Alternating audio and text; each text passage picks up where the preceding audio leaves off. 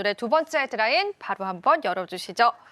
오늘은요, 엔터주가 굉장히 뜨거운 하루였습니다. 중국 자본이 K-팝에 들어왔다라는 소식이 나왔습니다. 하이브가 SM엔터테인먼트의 지분 전량을요, 중국의 텐센트에 매각을 했다라는 소식이 전해지면서 오늘 엔터주들 움직임들 나오고 있습니다. 이 뉴스를 또 저희가 어떻게 해석을 해보고 또 시장에 대입시켜봐야 될지 이야기 한번 나눠보겠습니다. 네, 사실 이게 좀 국제적인 관계도 어느 정도 엮여 있다라고 저는 생각하는데 이게 결국 미중 무역 전쟁부터 시작된 거거든요. 우리가 이제 트럼프 1기 정부, 그럼 뭐 거의 한 10년 정도 됐나요? 굉장히 오래됐죠. 그때부터 이제 트럼프가 강조해왔던 게 뭐냐면 이미 그 중국이 미국을 좀 뛰어넘지 않겠느냐라는 그런 위협이 다가오고 있을 때였어요. 그러다 보니까 중국이 지금 성장하고 있는 단계 안에서 공정하지 못하다라는 점을 좀 꼽기 시작했습니다. 어떤 부분이 공정하지 않느냐? 중국은 다른 나라 가서 이제 돈을 많이 벌고 있는데 왜 중국 너네 나라 가서 다른 나라가 돈 벌려고 하면 다 못하게 하느냐? 왜 막느냐? 이게 주요 골자였어요. 그게 무역 전쟁으로까지 이어진 것이고 결국 문호 개방하라는 거였거든요. 그리고 이제 트럼프 2기 정부 들어서는 그게 결국엔 관세 전쟁으로까지 이제 퍼진 겁니다. 근데 어느 정도 성과가 있었던 게 이번에 관세 합의가 이루어졌잖아요. 굉장히 파격적으로 이루어졌습니다. 거의 뭐 초기화하는 수준이었어요. 그걸 맨입에 해줬겠냐 이거예요. 그렇지 않다라는 거죠. 결국에는 이제 중국의 문호 개방에 어느 정도 사전 합의가 있었다고 보고요. 그렇게 된다라고 하면 이제 중국 시장으로 다른 해외 자본들이 본격적으로 들어가기 시작할 거라고 봅니다.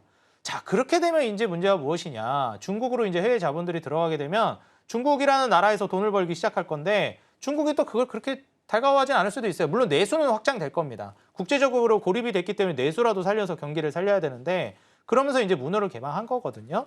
그때 이제 우리나라 같은 경우에는 원래 한알령으로 타격을 받았던 업종들이 다시 부각을 드러내고 있어요. 예를 들면 지금 화면에도 나오는 엔터라든지 게임이라든지 컨텐츠라든지 그다음에 뭐 뷰티 이러한 섹터들이 한알령 해제 기대감으로 엄청 올라가고 있어요. 이거 한알령 해제 될 수 있을까라고 생각하는 분들이 있는데 또 이러다가 갑자기 또 한알령 하는 거 아니야? 이러는데 저는 그럴 가능성은 좀 낮다고 봐요. 왜냐하면 앞서서도 말씀드렸지만 과연 관세를 거의 초기화시켜줬는데 중국을 어찌 보면은 더 메리트를 줬다고도 할 수 있거든요. 그 맨입에 해줬겠나. 저는 이거 다시 문 걸어 잠그면 관세 또 이제 뭐 50% 70% 부과한다고 얘기 나올 거라고 봅니다.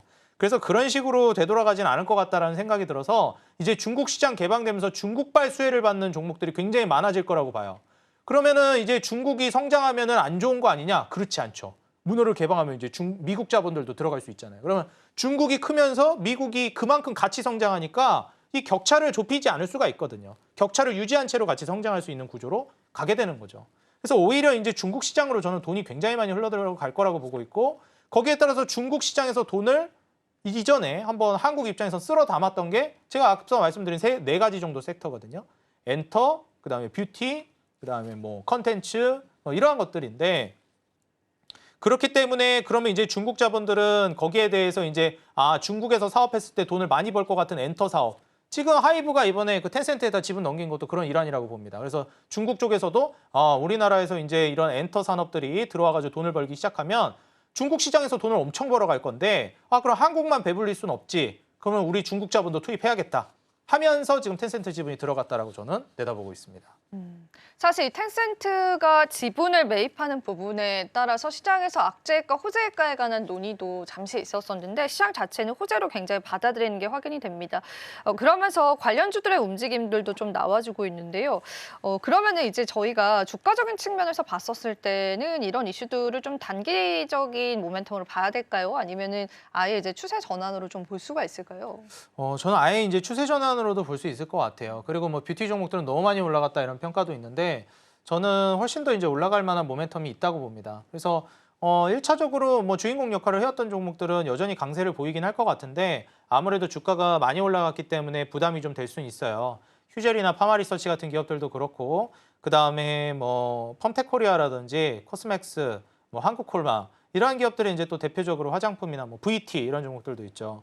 이런 쪽에 이제 계속 수혜를 받긴 할 것 같아요. 그리고 이전이랑 좀 달라진 게 중국 의존도에 그렇게 높지가 않아요. 전 세계적으로 이미 K뷰티가 성행을 하고 있기 때문에 지금 현 시점에서는 중국마저 이제 좀 뭐라고 해야 될까요? 수혜를 같이 받으면서 좀 뒷받침을 해준다 이렇게 좀 볼 수 있는 것이지 중국에 온전히 지금 뷰티 산업이 의존되어 있다 이렇게 볼 수는 없습니다. 북미나 유럽, 뭐 중동에서도 불티나게 팔려나가고 있고 과거같이 이제 우리나라가 뭐 동아시아 국가나 뭐 아니면은 뭐 그다음에 이제 남미나 특정 이제 국가들, 특정 지역에만 국한되어 있지 않고 글로벌화에 성공해 나가고 있다라고 보여집니다. 그런 측면에서 저는 엔터 같은 경우에도 장기적으로 좋을 거라고 보고 있어요. 왜냐면은 일단 기본적으로 엔터 같은 경우에는 우리가 뭐 앞서 말씀드린 동아시아 국가라든지 이러한 측면에서만 국한된 게 아니라 이제 빌보드를 점령하는 수준으로까지 갔기 때문에 항상 말씀드리지만 미국 진출에 성공해야 세계화에 성공한다라고 볼 수 있는 거거든요. 이게 뭐 미국을 너무 제가 뭐 치켜 세우는 게 아니라 어쨌든 패권국이잖아요. 그래서 패권국 시장에서 인정을 받기 시작해야 세계화에 성공할 가능성이 굉장히 높아집니다. 그리고 그 시장 자체가 워낙에 수익성이 높은 시장이기도 해요. 양으로 따져도 질로 따져도. 그래서 지금 현재 엔터 산업 같은 경우에는 미국 시장에도 진출해서 성공을 하고 있고 옛날에 이거 상상도 못할 일이거든요. 뭐 오프라인 풀이 나가고 뭐 BTS 지금 활동하는 것도 그렇고 블랙핑크나 우리나라 이제 가수들이 생각하는 건 1세대 이제 가수들이 생각할 수 없는 영역으로까지 발전을 했습니다.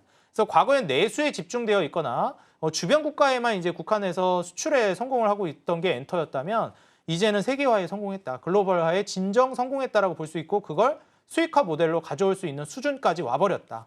제가 이전에 뭐 한 5년에서 한 8년 전, 뭐 한 10년 전만 해도 엔터 산업을 굉장히 부정적으로 봤습니다. 왜냐면은 이게 아티스트 리스크라는 게 내가 저 사람이 사고 칠지, 저 사람이 뭐 열애설이 터질지, 아니면 저 사람이 마약을 할지, 음주운전할지 제가 그걸 어떻게 알겠습니까?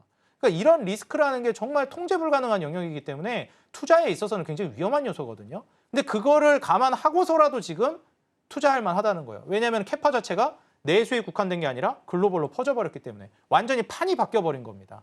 그래서 이런 그 개별적인 이벤트에 크게 휘둘릴 일이 저는 없다라고 보고 있고요. 물론 중간중간 휘둘리게 하겠지만 대세에 지장을 줄 거라고 보지는 않습니다. 그래서 이러한 포인트들을 우리가 생각해 본다라고 하면 엔터주를 좀 눈여겨보셔도 괜찮겠다. 아직 늦지 않았다 생각을 하고 뷰티 종목들은 너무 많이 올라간 종목들 말고 후발주자로 갈 만한 종목들. 뭐 최근에 이제 비만 치료제 위고비가 이제 들어오고 있는데 위고비를 기반으로 해서 같이 움직이는 게 이제 피부 단기간에 살 빼면 처지니까 리프팅 관련된 시장이 올라갈 수밖에 없거든요. 그래서 우리가 그 휴젤 톡신 시장으로서 많이 이제 얘기하는데 뭐 메디톡스라든지 그다음에 휴메딕스 특히 이제 휴메딕스 같은 경우에는 최근에 또 반등이 나오기 시작해가지고 이제 이런 종목들 같은 경우에는 우리가 후발주자로서도 집중해봐도 좀 괜찮을 것 같다 이렇게 말씀드립니다.